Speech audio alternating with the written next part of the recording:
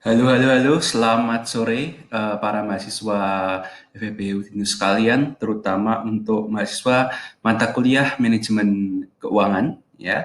Karena minggu ini, ya, sekali lagi masih dalam rangka kuliah online, kita akan membahas tentang materi lanjutan, yaitu valuasi saham. Kalau minggu lalu kita sudah melakukan pembahasan valuasi obligasi, maka kita sore ini akan membahas tentang valuasi saham.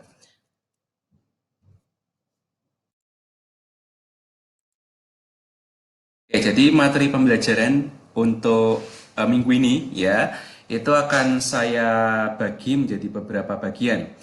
Nah, yang pertama adalah konsep dasar valuasi saham. Ya, di sini juga termasuk yaitu saham itu apa, ya. Terus kemudian kira-kira orang kalau beli saham itu apa sih keuntungan dan resiko potensialnya yang bisa diterima dan dihadapi. Terus kemudian saya tidak akan terlalu berpanjang lebar ya tentang sahamnya, hanya kepada sebuah pertanyaan besar, bila mana kita itu bisa mengkategorikan sebuah saham itu layak dibeli atau tidak layak dibeli hanya pada segi relatif mahal dan murahnya, ya.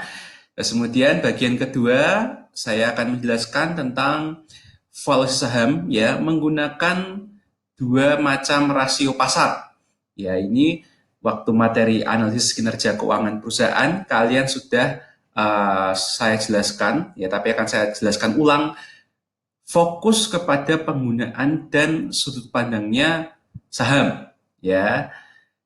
Nah, terus kemudian yang ketiga adalah cara valuasi saham menggunakan bermacam-macam bentuk dividen model. Mulai dari yang pertama, dividen discount model. Ini adalah model yang paling sederhana, ya. Terus kemudian level selanjutnya yaitu dengan menggunakan constant growth model. Yang ketiga, yang paling susah ya, dan saya harap kalian benar-benar mengikuti yang ini ya, yaitu non constant growth model.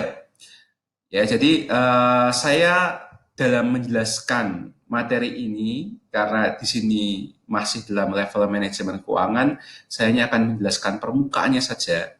Untuk lebih dalamnya seperti apa, saham itu dalamnya seperti apa, lalu kemudian metode valuasi saham ada nggak sih selain ini? Ada, tapi karena susah, ya lebih baik kalian pelajari saja pada mata kuliah pasar modal dan investasi, ya. Oke, kita masuk ke bagian yang pertama, yaitu tentang konsep dasar saham. Nah, untuk anak-anak manajemen keuangan ya yang belum pernah tahu ya saham itu apa, kecuali kalian membacanya, pernah membaca atau tahu saham itu dari laporan keuangan akuntansi ya, yaitu di neraca.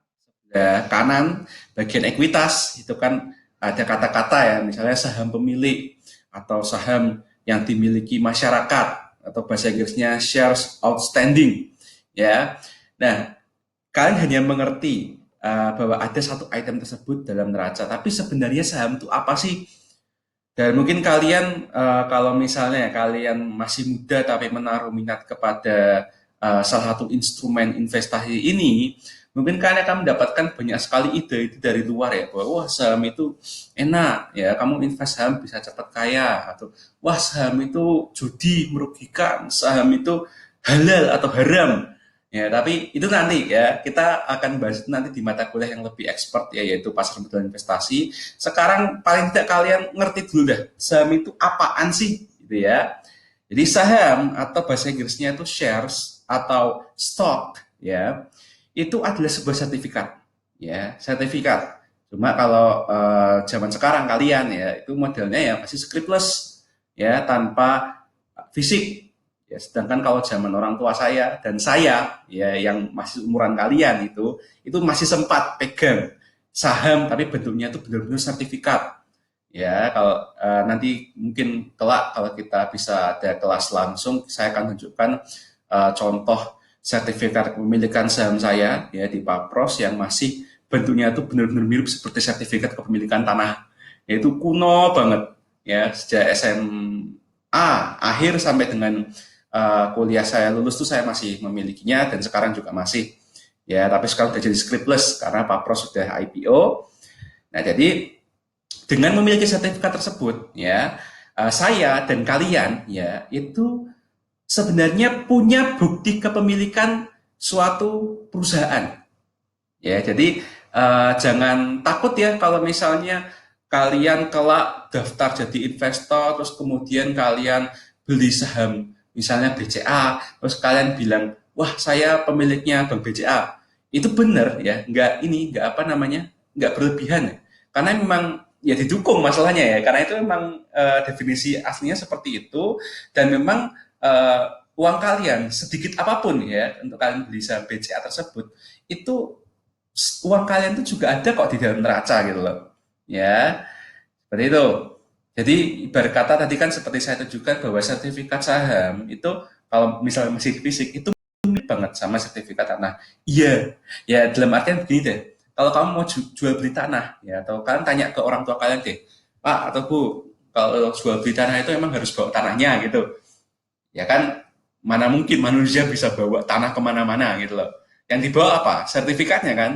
Untuk pengurusan balik namanya juga, masa bawa tanahnya ke notaris? Ya pasti bawanya ya sertifikat kepemilikan tanahnya kan.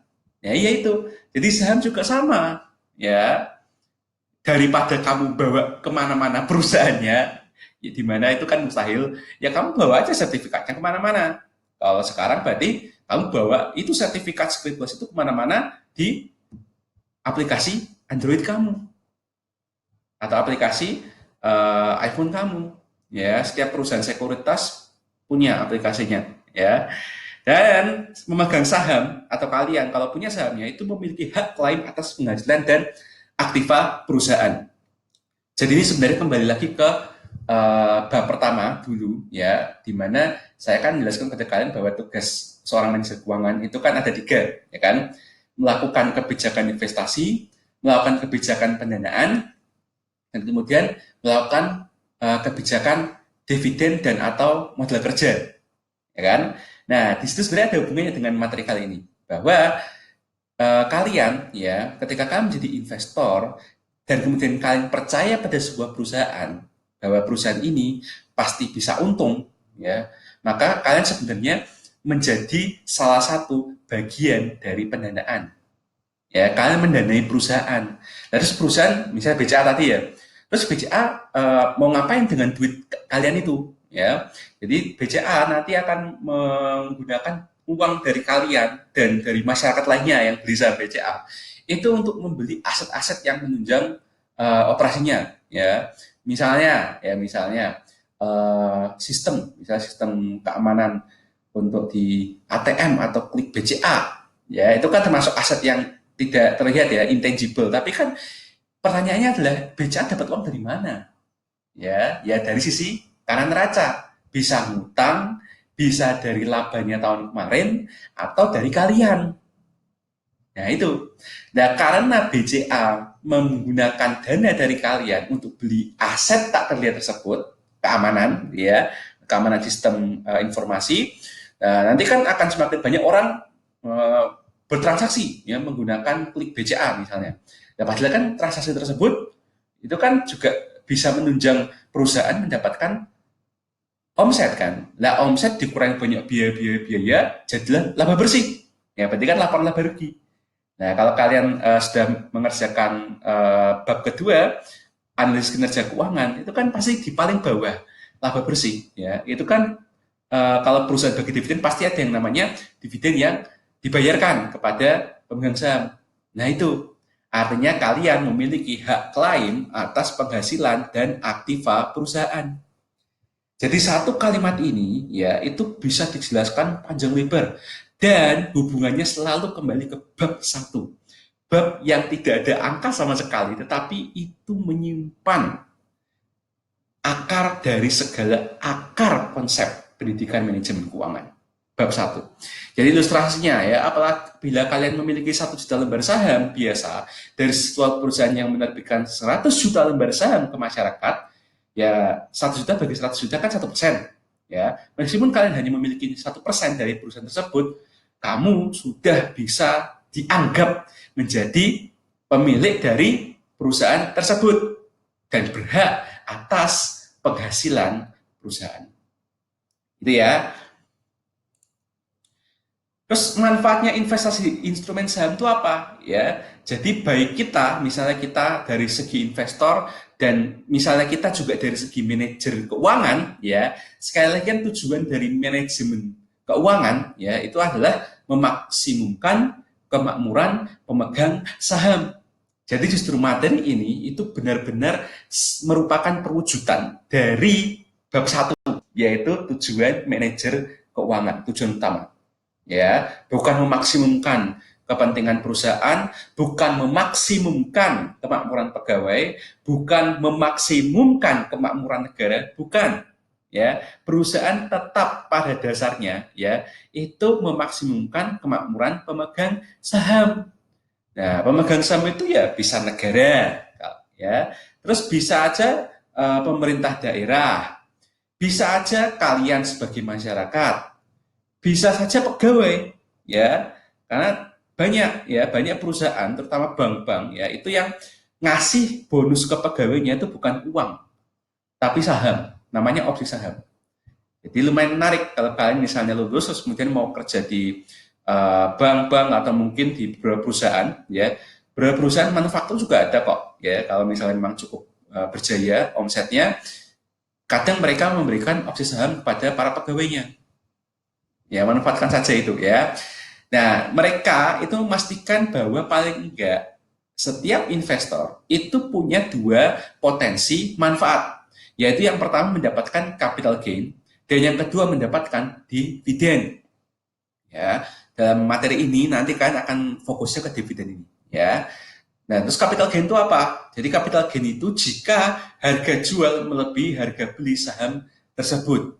Ya, gampangannya ya istilahnya kalian dapat saham tersebut di harga bawah, dan kemudian tunggu aja beberapa waktu, dan kemudian kalian lihat lagi, wah sekarang harganya sudah 2 kali lipatnya, jual. Nah, itu kan untung. Ya, jadi untung itu capital gain. Untung dalam investasi itu namanya capital gain. Kemudian dividen. Dividen ini kan bagian keuntungan perusahaan yang dibagikan kepada pemegang saham. Ya, jadi laba bersih, ya, kalau kalian sudah mempelajarinya lagi, laba bersih itu nanti pasti akan ada pertanyaan.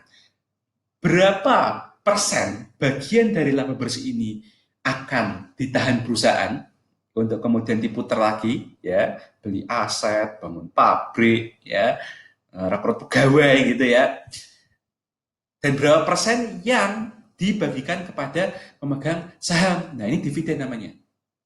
Nah, tetapi yang namanya dividen itu akan dibagikan atau tidak, ya, dan kalau dibagikan itu jumlah dividennya itu berapa, itu harus melalui yang namanya RUPS. RUPS itu Rapat Umum Pemegang Saham.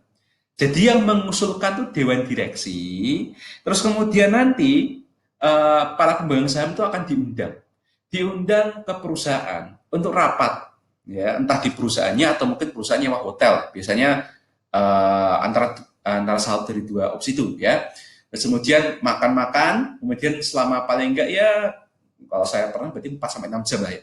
4 sampai 6 jam rapat di dalam meeting room, ya. Kemudian baru melakukan persetujuan. Jadinya dividen ini itu akan dibagi atau enggak. Ya, dalam artian, wah, kita nggak usah bagi dividen aja, kita gunakan semua labanya untuk perusahaan bisa memutar uangnya lagi. Atau dibagikan. Nah, pertanyaannya dibagikannya berapa? Nah, kalau dari pengalaman saya, biasanya pasti itu ada 3-4 opsi. Dan setiap opsi tersebut itu pasti akan dijelaskan pro dan kontranya. Jadi poin pro dan kontranya. Kalau dividen yang dibagikan itu gede banget, pro-nya apa, kontranya apa. Ya, kalau jumlah dividen yang dibagikan sangat sedikit, pro-nya apa, kontranya apa. Dan kemudian voting. Ya, jadi kalau kalian punya 1 lembar saham, berarti kalian hak votingnya, hak suaranya dihitung sebagai 1 suara. Kalau punya 100 lembar saham, berarti kamu punya 100 suara. Kalau punya 1000 lembar saham, berarti kamu punya 1000 suara, dan seterusnya. Modelnya seperti itu. ya. Dan kadang-kadang juga dividen yang dibagikan itu bisa jadi dua tipe. Yang pertama adalah dividen tunai, ya gampangannya ya udah bagi aja langsung duitnya, blek gitu, langsung transfer ke rekening. Atau dividen saham, stok dividen. Jadi alih-alih membagi uang, ya kita diberi saham. Jadi misalnya aku punya 1.000 lembar saham, terus kemudian keputusan RUPS adalah melakukan stok dividen. Setiap satu lembar saham milik seseorang, maka orang tersebut akan dikasih setengahnya. Gitu. Jadi kalau misalnya kita beli sudah punya 1.000 lembar, berarti nanti kita akan mendapatkan bonus 500 lembar saham lagi tanpa dibayar. Ya, kita nggak usah keluar uang lagi. Itu cuma langsung dikasih gratis gitu. Ya, seperti itu. Terus kemudian resikonya apa? Ya. Nah, resiko dari instrumen saham sebenarnya tadi saya sudah menyebutkannya ya. Yang pertama adalah sewaktu-waktu bisa saja tidak ada pembagian dividen bila manajemen perusahaan memutuskan demikian. Sehingga buruknya di sini adalah materi ini sepertiganya jadi tidak berguna ya. Karena sepertiga dari isi materi minggu ini itu justru mengasumsikan bahwa perusahaan itu membagikan dividen ya. Kemudian yang kedua, ada capital gain, untung. Nah, kalau dalam jual beli kan ada dua kemungkinan kan. Kalau nggak untung ya rugi. Nah, rugi ini namanya adalah capital loss. Artinya harga jual saham lebih rendah daripada harga beli saham. Ya, kita beli saham misalnya 10.000, ternyata setahun kemudian jadinya 9.000. Nah, kan rugi, ya. Terus kemudian adanya risiko likuidasi atau kebangkrutan sebuah perusahaan yang kinerjanya jelek. Nah, oleh karena itu kita melakukan analisis kinerja keuangan perusahaan, ya, materi-materi yang sebelumnya itu. Terus kemudian emiten memutuskan untuk melakukan delisting dari bursa atau bursa sahamnya yang melakukan delisting atas emiten tersebut. Nah, biasanya itu emitennya jelek berarti, ya, entah tidak bisa memenuhi kewajibannya atau di laporan keuangannya dengan auditornya dan lain sebagainya. Ya, tapi itu nanti kalian cukup konsentrasi di nomor satu aja dengan asumsi bahwa kita melakukan materi ini, belajar materi ini, asumsinya adalah dividen itu pasti dibagikan. Terus nih contoh ya, contoh saham. Saham yang memberikan capital gain dan dividen sekaligus, ya. Ini contohnya nih. Salah satu yang saya sukai ya itu adalah Sido Muncul, ya. Industri Jamu dan Farmasi Sido Muncul TBK nama lengkapnya, ya, yang jual tolak angin itu, ya, orang pintar minum tolak angin. Kita lihat aja deh. Di sini ada grafik ya, grafik yang menunjukkan harganya dari 5 tahun yang lalu, 5 year itu 5 year, ya, 5 year, 5 tahun yang lalu, sampai dengan sekarang. Sekarang harganya 1.295. Sementara 5 tahun yang lalu harganya sempat menyentuh 400 rupiah. Kalau misalnya kita sempat membeli ya di harga 400 rupiah ini, kemudian kita tunggu sampai 1.295, ini kan capital gain-nya sudah 223,75%. 5 tahun loh nih, ya. Jadi 223,75% kalau dibagi 5, hasilnya sudah 44,7% sendiri. Coba tuh bayangkan, setahun ya, setahun kekayaan kalian itu bisa tumbuh 44,7%. Gak usah pakai togel, ya, gak usah judi. Cukup pilih perusahaan yang bermutu tinggi, terus kemudian sabarlah menunggu. Ya. Terus apakah Sido Muncul membagi dividen? Iya, ya. Dan Sido Muncul ini termasuk salah satu perusahaan yang agak langka, ya, agak langka di Indonesia, karena ketika perusahaan lainnya itu membagikan dividen itu setahun sekali, Sido Muncul itu beberapa kali sering membagikan dividennya 2 kali dalam setahun. Contohnya ini, ya. Jadi dia membayar dividen 2 Mei 2019 dan 20 November 2019.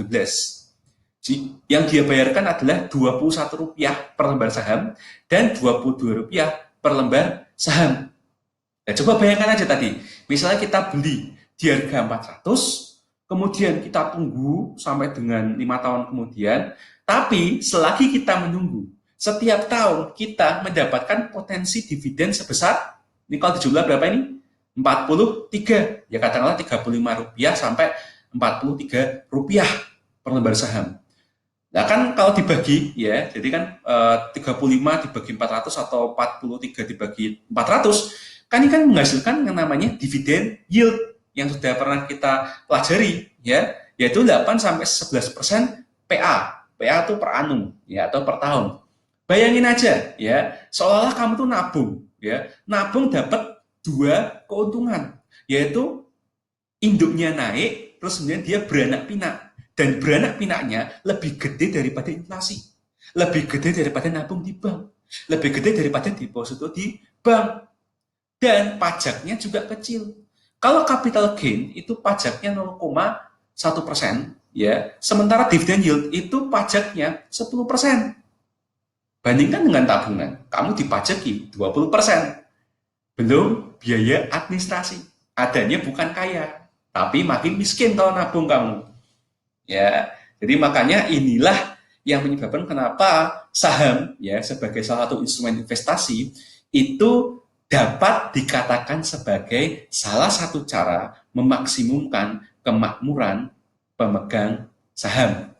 Nih, ya. Jadi saham selalu jadi salah satu intrik yang paling utama dalam mata kuliah keuangan.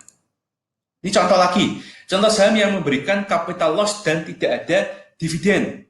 Ya, misalnya Bakri and Brothers ya. Kita nih sejarah harganya dari 5 tahun yang lalu. 5 tahun yang lalu harganya 500 ya. Terus kemudian sekarang harganya turun terus. Sekarang ini 50. Coba bayangin. Dari harga Rp500 per lembar saham, kamu pegang berharap naik malah turun. Jadinya 50. Nah, ini kan sama dengan kapital 90%. Terus kemudian dia bagi dividen enggak? Nah, ini dividennya enggak ada. Nah, berarti sudah kamu makin miskin 90%, kamu nyaris bangkrut ya tinggal 10%, ya nek laku dijual. Ya, kamu juga nggak dapat dividen. Ya, sudah miskin, merana lagi. Ya. Jadi ini pentingnya ya memahami saham. Paling tidak kalian akan mempelajari semester 5, tetapi di semester 2 ini seenggaknya kalian paham ya bahwa saham itu bukan alat untuk jadi kaya secara instan, kaya secara gampang. Tidak, saham itu harus dilakukan valuasi. Ya. The big question-nya ya, tadi kan Sido muncul.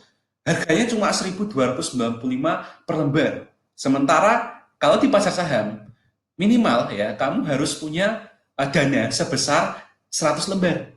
Jadi kalau kamu mau beli Sido muncul, berarti kamu harus sedia uang minimal 129.500.